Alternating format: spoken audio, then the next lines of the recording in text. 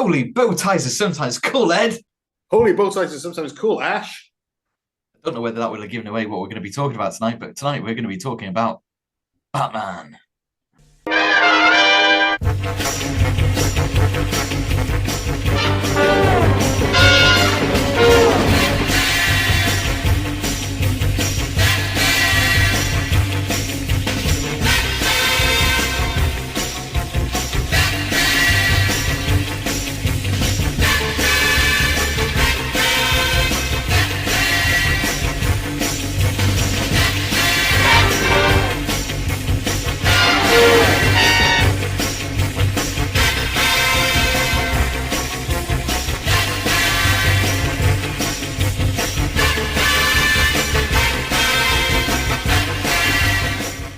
The proper, definitive, real Batman. Everybody, irrespective of age, everyone has their own memory, really, of Batman. So it's a fantastic series to have been involved in. You know, it's wonderful, Gloria, because I've done 5 TV series and a bunch of movies, a few of them good. And people know and remember Batman, and I've just learned to have fun with it. I bet you have. When you first heard about the character Batman, what was your first impression? Because you were a very serious actor then. Well, I don't know how serious I was. However, I was trying to have a serious career. And I was doing a picture in Europe and went back to the States to see my kids. And the agent said they want to see you at Fox about a new project called Batman. And I said, come on, I don't know. But I'd read it as a kid, the comics. And I got curious, and I went out there and read that pilot script. And a lot of you people have seen that segment with Frank Gorshin as Riddler and so on. And it was so funny, I fell down 18 times, told the agent I had to do this. And they signed me before I left the studio. So what was the actual audition like, though? There was no audition, No really, audition, you just read it. Because I found out a year and a half later that they'd seen a series of commercials that I'd done for Nestle's, in which I did a kind of a Bond-like character called Captain Quick. And they said, oh, I guess this is the turkey, you can play this part, and that's how That's it the happened. man. Do you know how many? I think I've got a fact here, and I'm not even sure my own fact, but it'll be close, within 4. Do you know how many times Robin says "holy" something? I don't know. Go on, you do tell. 348 times. Holy Encore, Holy Golden Gate, Holy Hieroglyphics, Holy Masquerade, Holy Asp, Holy Travel Agent, Holy Taxidermy, Holy Hi-Fi, Holy False Front, Holy Reincarnation, Holy Magic Lantern, Holy Bullseye, Holy Headache, Holy Tone, Holy Pressure Cooker, Holy Triple Feature, Holy Kindergarten, Holy Molars, Holy Wayne Manor, Holy Puzzlers, Holy Fog, Holy Clockwork, Holy Oxygen, Holy Jitterbug, Holy Inquisition, Holy Hostage, Holy Deviltry, Holy Blackbeard. Yeah. And my wife's favourite is Robin saying, holy collection of Etruscan snoods, Batman. The series is ludicrous, but it's fantastic at the same time. And that's what makes it, really, isn't it? You know, especially for Adam West. What's the one where he's in the he's there and he's like, we don't want to stand out. Ringside table, Batman? Just looking, thanks. I'll stand at the bar. I shouldn't wish to attract attention.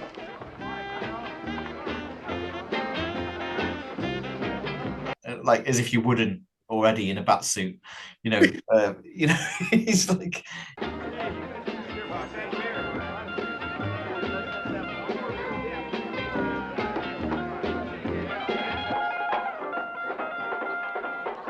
And he plays it so straight, which is fantastic. So, Ed, talk to me about Batman. When did I used to watch this on a weekend? It was like, I remember as a kid, obviously not all on the same channel, I don't suppose, but I used to remember having Wurzel Gummidge at the weekends, and these Batman seems to stand out. I mean, I can remember it when I was a kid in the 70s. I think it was sort of 10:30 Saturday morning on ITV. Like back then, if you missed things, you missed it. So I didn't see it again until the 80s, because I know TVAM used to show it in the 80s when part of their, I think maybe certain parts of the studio was on strike, so they had to run something rather than have dead air. So they ran reruns of the Adam West Batman series. But I mean, I'm not a massive comics or superheroes fan. I'll be upfront with that. But there's something wonderful about the Adam West Batman series. Like you've alluded to it, the ludicrousness of it. It's just ridiculous. Meanwhile, on a narrow ledge, just below the roof of the venerable Chessman building. Curses! The bat rope. Grab it with your teeth.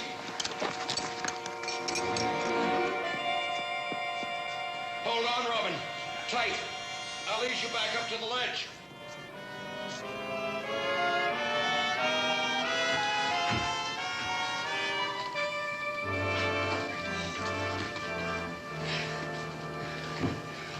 You all right, Robin?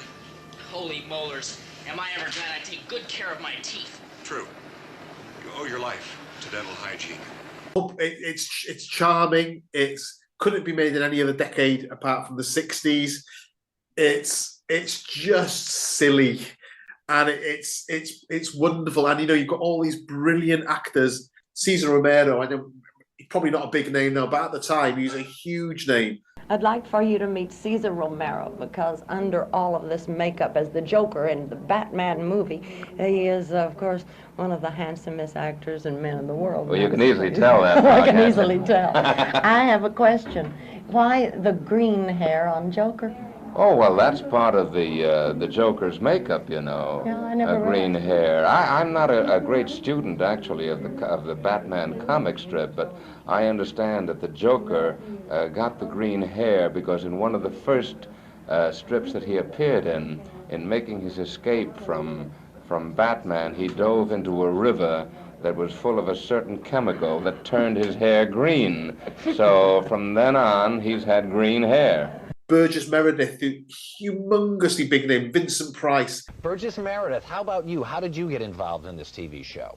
Well, it seemed like a good thing at the time.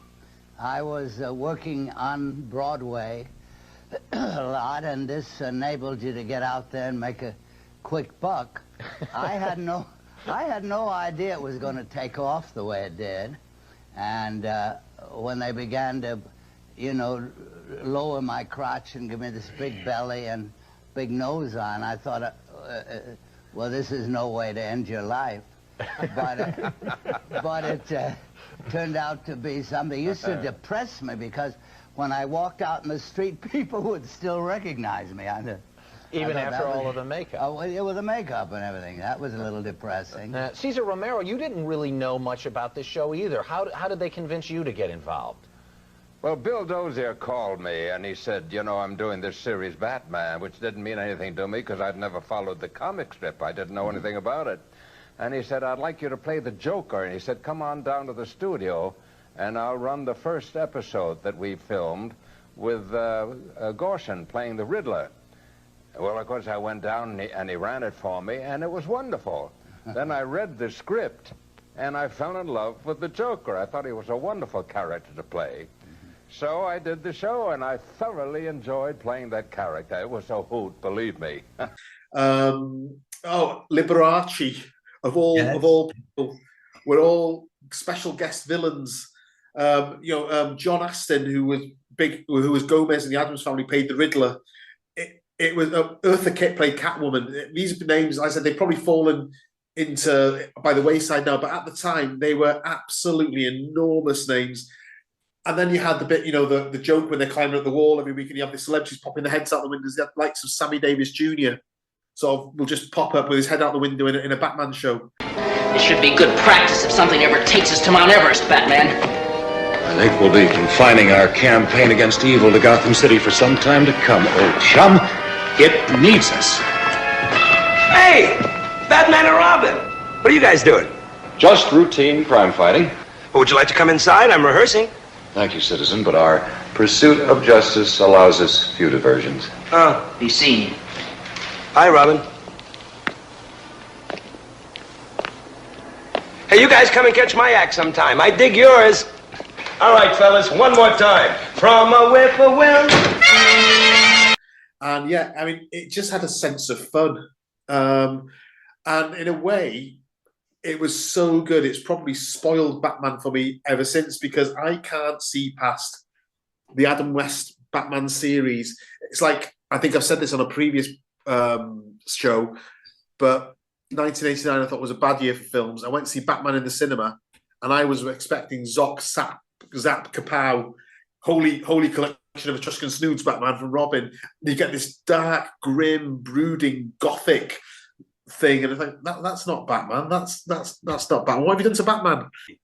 It's brilliant. Adam West Batman is absolutely fabulous in the same way as the Roger Moore James Bond is fabulous, and the Brian Blessed Flash Gordon's fabulous. It's on that level. Well, it's certainly very colourful. Yeah, absolutely. Yeah, I know what you're saying about the 1989 one, but I mean, come on, Ed.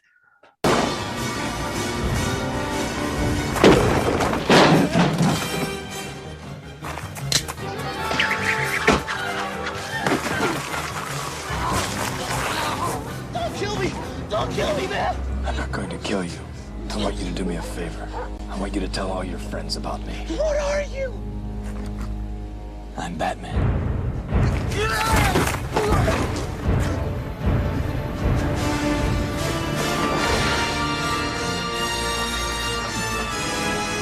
No? No. I know you can't see it, viewers, but he's shaking his head here. Didn't do it for me one little bit. Oh, well.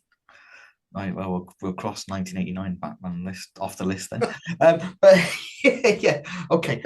Well, go back to the 60s one. Yeah, you've alluded to Eartha Kitt there, and John Astin. Although there was two other. There was another Riddler, wasn't there? Frank Gorshin. Oh yeah, Frank Gorshin's the main one. The main one. Yeah. Hold it, Riddler.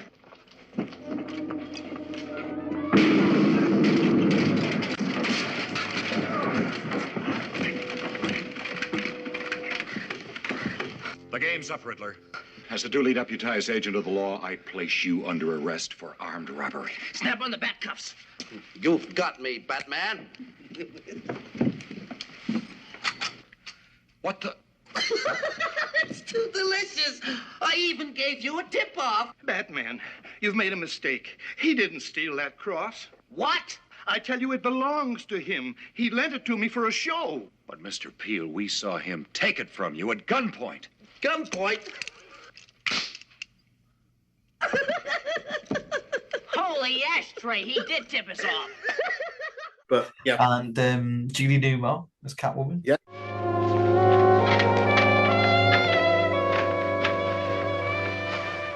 Hello, Batman. You're a rare lady, Catwoman. You're right on time. Batman!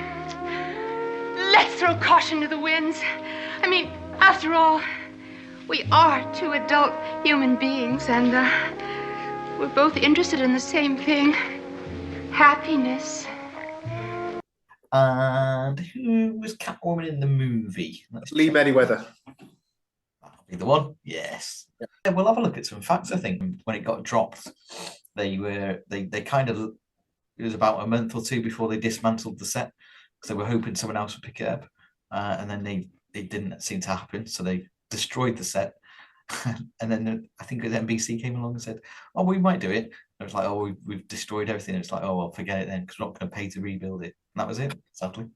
Robin uses the phrase "holy" followed by something 352 times. I do apologise. Sorry if you get my facts wrong.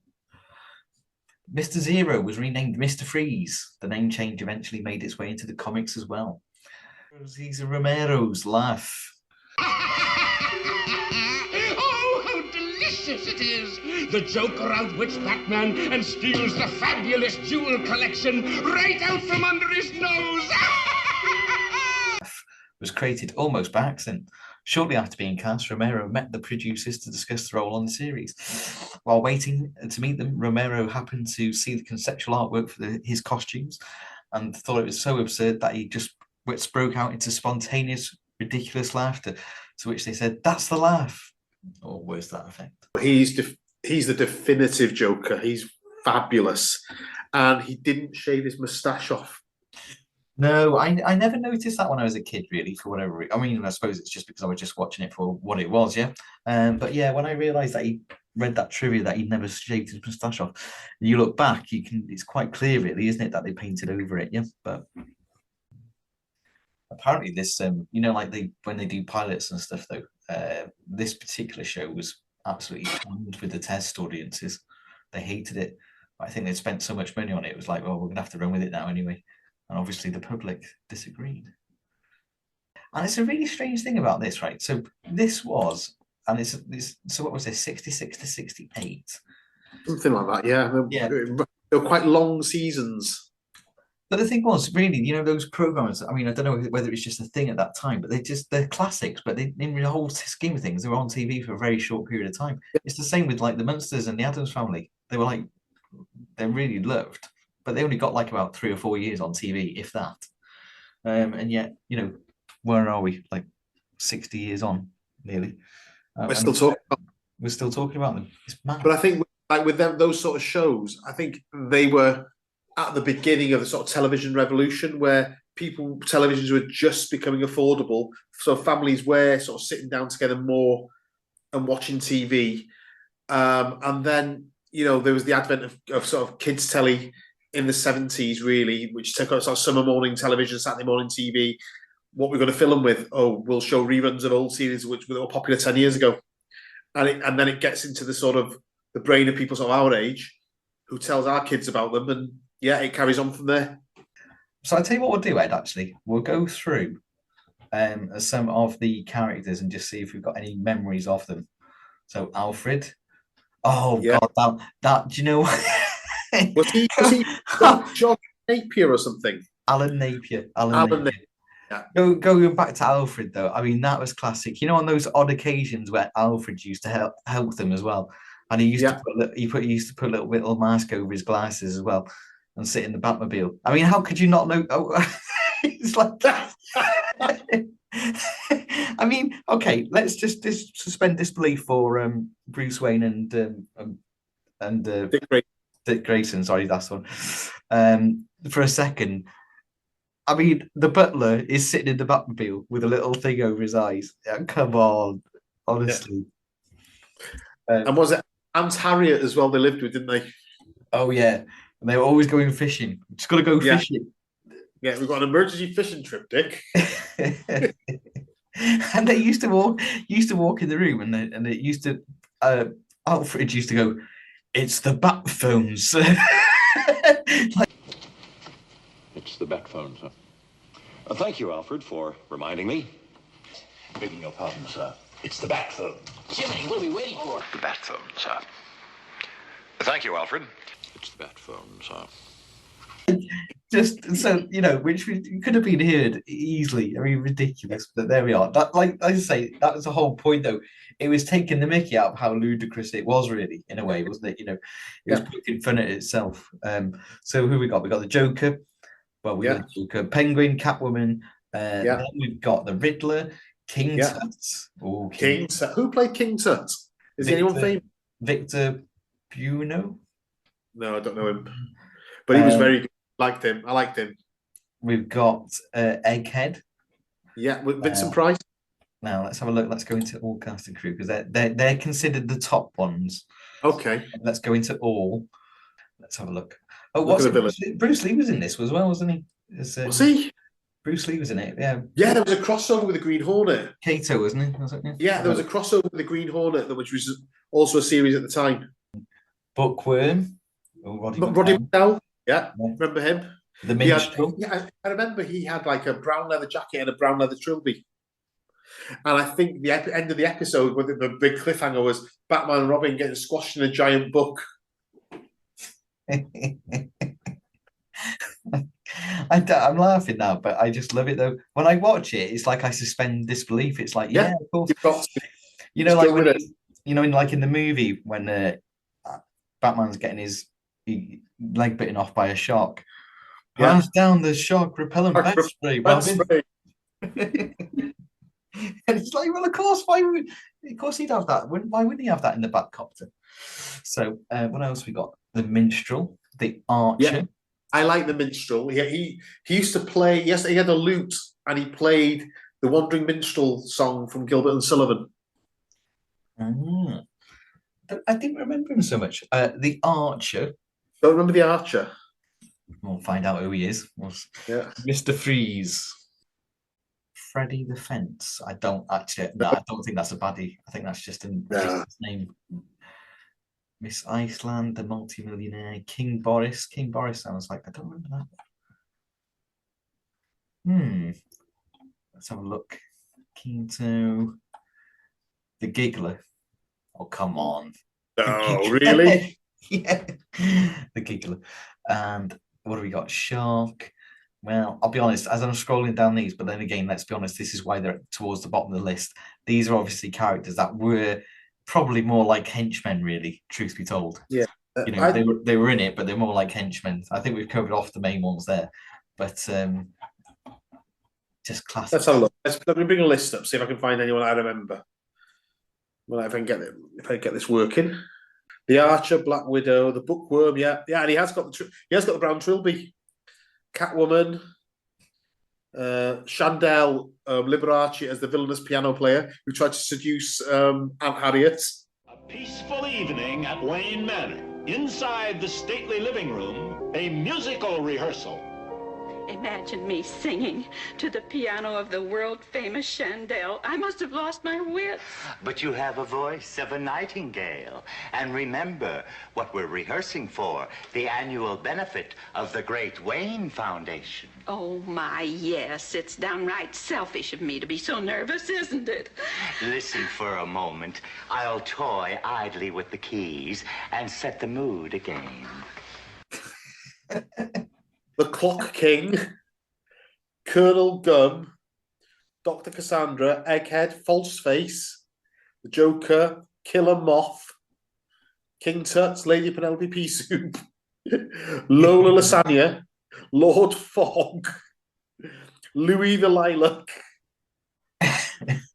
Ma Parker, the Mad Hatter. Oh, the Mad Hatter. I like the Mad Hatter.